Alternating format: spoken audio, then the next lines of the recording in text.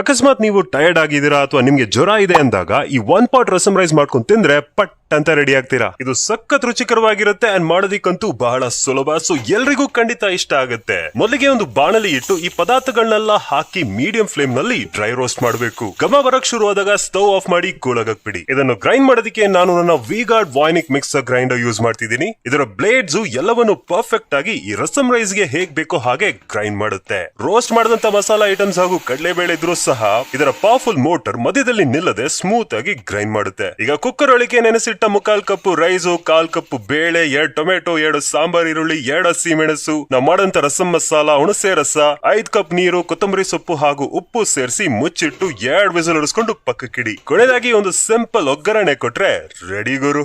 ಬಿಸಿಯಾಗಿ ಸರ್ವ್ ಮಾಡಿ ಮಜಾ ಮಾಡಿ. ಫ್ರೆಶ್ ಆಗಿ ಗ್ರೈಂಡ್ ಮಾಡಂತ ಮಸಾಲ ಇಂದ perfect rasam rice ready. Thanks to V-Guard ವಾಯ್ನಿಕ್ mixer grinder, your everyday partner for comfort cooking.